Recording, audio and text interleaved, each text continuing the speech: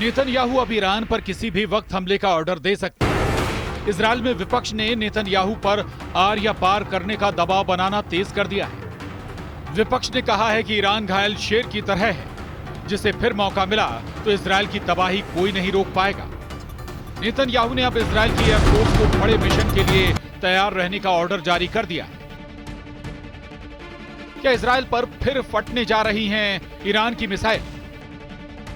क्या तेल अवीव और हाइफा में फिर इसी तरह होगा हमला? क्या ईरान की मिसाइलों के आगे फिर ढह जाएगा इजरायल का डिफेंस सिस्टम?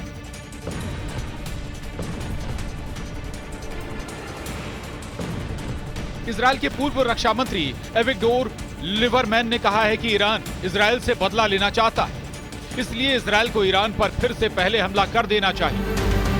ईरान बदला जरूर लेगा, इजरायल पहले हमला करे, इसमें कोई शक नहीं कि नेतन्याहू बहुत दबाव में है। एविगडोर लिबरमैन जिस तरह से ईरान को ललकार रहे हैं, उससे लगता है कि नेतन्याहू को कोई फैसला लेना होगा, क्योंकि अब इजरायल के अंदर ईरान से फिर युद्ध करने का प्रेशर बढ़ने लगा है। लिबरमैन इजरायल में विपक्ष की पार्टी इजरायल बेतेनू के प्रमुख हैं।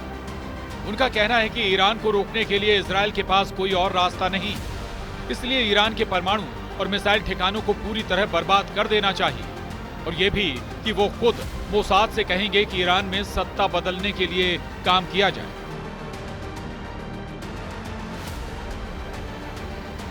लिबरमैन दावा कर रहे हैं कि अगर वो इजरायल के प्रधानमंत्री होते तो ईरान पर हमला कर देते, और नेतन्याहू को भी इस वक्त ऐसा ही करना चाहिए।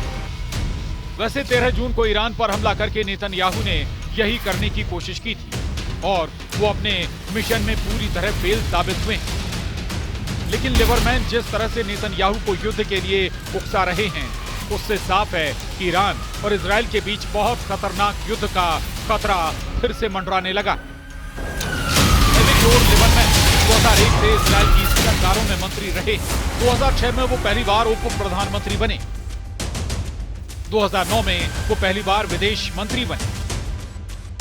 2016 में लिबरमैन पहली बार रक्षा मंत्री बने, और 2021 में 1 साल के लिए वित्त मंत्री भी रहे। लेकिन अभी इजरायल के विपक्ष में, यानी नेतन्याहू के विरोधी, लेकिन अब उनकी बातों में ईरान को लेकर जो वार्निंग है, वो बार बार बता रही है कि इजरायल और ईरान के बीच युद्ध अभी खत्म नहीं हुआ है।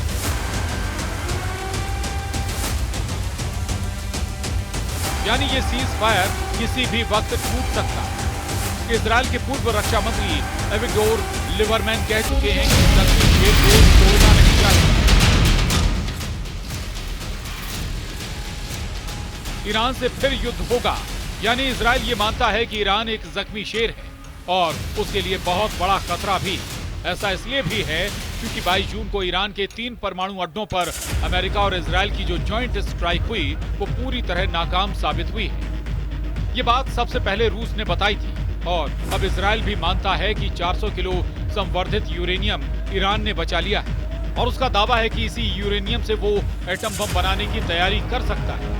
लेकिन इजरायल के पूर्व रक्षा मंत्री, वित्त मंत्री और विदेश मंत्री के साथ पूर्व उप प्रधानमंत्री एविगडोर लिबरमैन को सबसे बड़ा खौफ ईरान की मिसाइलों से लग रहा है। लिबरमैन का कहना है कि मैं सबसे ज्यादा ईरान की बैलिस्टिक मिसाइलों को लेकर परेशान हूं। ईरान की सिर्फ 26 मिसाइलें इजरायल पर गिरी, और उन्होंने बेतहाशा तबाही मचाई।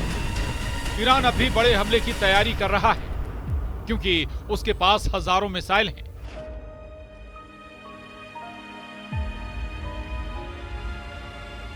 क्या होता अगर इजरायल पर सिर्फ 26 नहीं बल्कि 260 मिसाइल गिरती?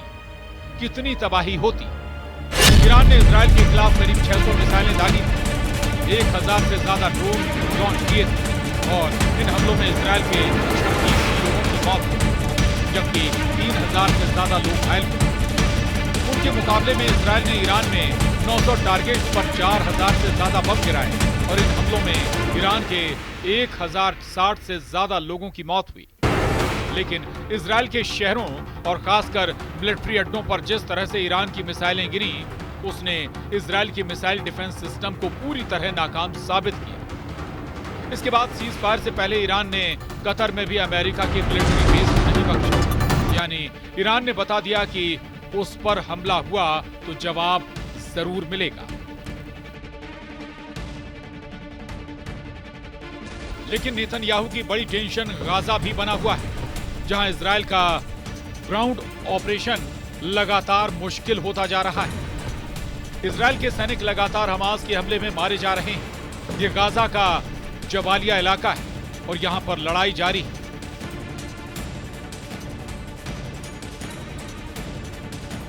इजराइल का दावा है कि उसने हमास की 2.5 किलोमीटर की सुरंग को तबाह किया है, जिसकी मदद से कई हमले किए गए थे।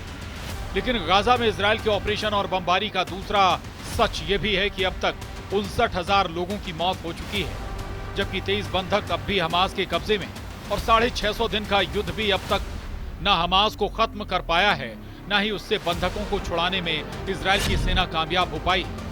तेल अवीव में लोगों ने अमेरिकी दूतावास पर प्रदर्शन किया और ट्रंप से कहा कि वो किसी भी सूरत में सीज फायर करवाएं। गाजा में हालात भुखमरी के, लाखों लोगों को खाना नहीं मिल रहा। बमबारी के बीच इस तरह की जिंदगी मौत से बदतर होती जा रही है। गाजा के लोग पूरी तरह एक कोने में धकेल दिए गए, जहां ना उनके सामने खाने के लिए कुछ है, जबकि आसमान से कब बम गिरेगा ये सिर्फ इजराइल की सेना को मालूम है। गाजा में जिन जगहों पर मदद बांटी जा रही है, वहां पर इजराइल के हमलों ने उस जगह को किल जोन बना डाला है। जहां अहमद सिंधी नाम के एक फिलिस्तीन शख्स की उस वक्त गोली लगने से मौत हो गई जब वो अपने परिवार के लिए खाना लेने गया। गाजा की दूसरी तरफ यानी इजराइल में बंधकों को छुड़ाने के लिए लगातार प्रदर्शन हो रहे हैं, लेकिन नेतन्याहू अब सीज फायर करने को राजी नहीं। लोगों का कहना है कि बंधक जितने ज्यादा दिन कैद में गुजारेंगे, उनके बचने की उम्मीद उतनी ही कम होगी। इसलिए लोगों का कहना है कि ट्रंप आगे बढ़ें, लेकिन इस वक्त इजराइल में सरकार का फोकस ईरान और बाकी मोर्चों पर। नेतन्याहू पर विपक्ष लगातार दबाव बना रहा है। वैसे ईरान से आई एक वार्निंग नेतन्याहू के होश पहले ही उड़ा चुकी है और डर परमाणु हमले का भी बढ़ने लगा है।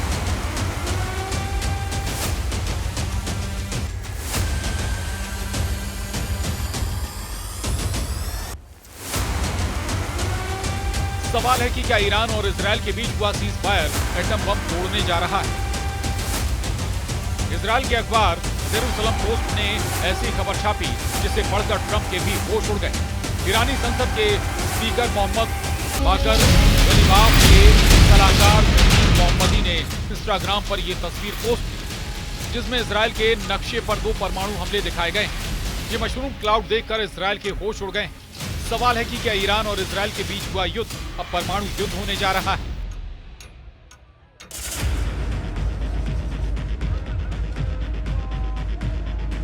इजराइल पर हुए ईरान के मिसाइल हमले 1 महीने पुरानी बात है।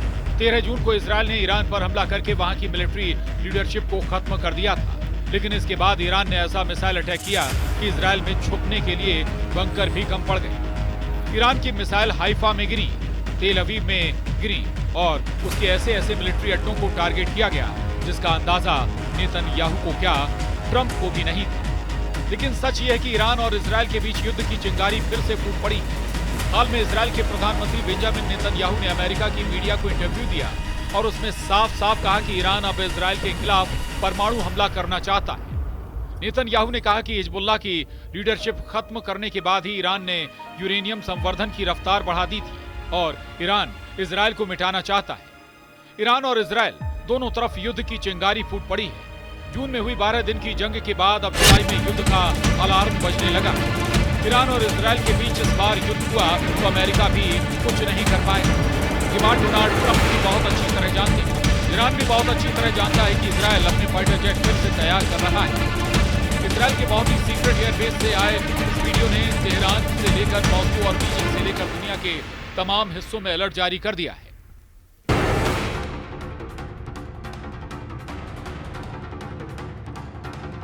खबर पक्की बताई जा रही है क्योंकि पश्चिम एशिया में नया खौफ बहुत बड़े सवालों के साथ पैर पसार रहा है। क्या इजराइल और ईरान का युद्ध फिर शुरू होने जा रहा है? क्या हमला जुलाई महीने में किसी भी वक्त शुरू हो सकता है और इस बार ईरान और इजराइल के युद्ध को कोई नहीं रोक पाएगा?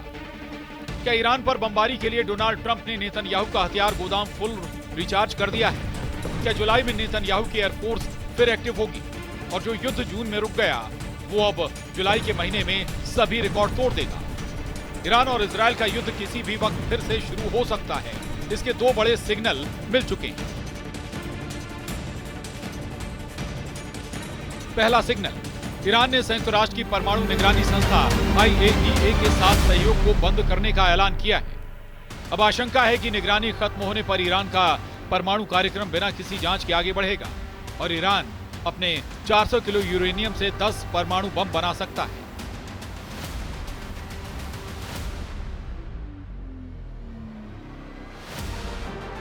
दूसरा और सबसे बड़ा सिग्नल, इजरायल को अमेरिका से 4,500 करोड़ रुपए के हथियार मिल रहे हैं।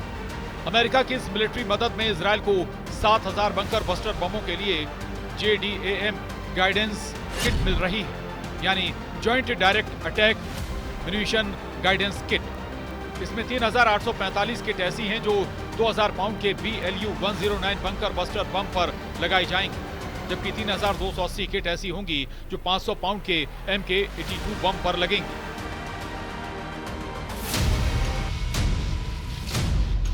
ये ट्रंप को नेतन्याहू को सीज फायर वाला तोहफा बताया जा रहा है, लेकिन सच ये है कि 7,000 बंकर बस्टर बम एक नए युद्ध की शुरुआत कर सकते हैं। सीज फायर के बाद ही इजरायल की एयरफोर्स खुद को ऐसे बमों से लगातार लैस करती जा रही है। अमेरिका के 7,000 से ज्यादा बंकर बस्टर बम इजरायल को आसमान के रास्ते से पहुंचाए जा रहे हैं। खेत समंदर के रास्ते यानी कार्गो शिप से भी सप्लाई की जा रही है। एक तरह से इजरायल और अमेरिका के बीच बम हाईवे एक्टिव, जिसके टारगेट पर ईरान। ये डोनाल्ड ट्रंप का नेतन्याहू को बहुत बड़ा धमाकेदार तोहफा। डर है कि इस तोहफे के पीछे ईरान से युद्ध का दूसरा राउंड लड़ने की तैयारी कर ली गई। यही वजह है कि इजरायल की एयरफोर्स फिर से सुपर एक्टिव मोड में। इजरायल की एयरबेस पर लगातार काम चल रहा है। यह है अमेरिका से सप्लाई किया गया MK-84 बंकर बस्टर बम। इसी बम से इजरायल ने अब तक गाजा के कोने कोने को मिट्टी में मिलाया और ईरान पर भी ऐसे ही बमों से हमले किए गए। लेकिन जुलाई को लेकर ट्रंप और नेतन्याहू की जो तैयारी है वो एक लंबे युद्ध की तरफ इशारा कर रही है। 2,000 पाउंड का या फिर 900 किलो से इस बम की ताकत क्या है, आप धमाकों को देखकर समझ सकते हैं। जब ये बम गिरता है तो ऐसा धमाका होता है जो पूरी बिल्डिंग को गिरा देता है। ऐसी तस्वीरें पिछले 15 महीनों में गाजा में भी देखी गईं और लेबनान की राजधानी बेरूत में भी देखी गई। फरवरी में अमेरिका ने इजरायल को ऐसे 10,000 बम सप्लाई किए। अब जुलाई में ऐसे 7,000 और बम पहुंचाए जा रहे हैं। यानी गाजा और बेरूत के बाद ईरान पर भी मेड इन अमेरिका वाला बारूद फिर से बरसाने की तैयारी हो चुकी है। गाजा से लेकर बेरूत और तेहरान तक इजरायल एयरफोर्स के विमान और इन्हीं बमों ने सबसे बड़ी तबाही मचाई। इजरायल का ऑपरेशन राइजिंग लॉयन इस बम के बिना कभी शुरू नहीं हो पाता। ये बात नेतन्याहू और उनकी फौज बहुत अच्छी तरह जानती है। अब सवाल है कि BLU-109 बम और MK-82 या कहें कि मार्क 82 बम क्या ताकत रखते हैं। ये बम कितना बड़ा धमाका करते हैं, इनकी फायर पावर और दुश्मन के टुकड़े टुकड़े करने वाली थ्योरी क्या है। ये ऐसे बम हैं जो विमान से गिराए जाने के बाद अंडरग्राउंड बंकर तक पहुंचते हैं। इससे ऐसा धमाका होता है जिसकी वजह से इन्हें बंकर बस्टर बम कहा जाता है।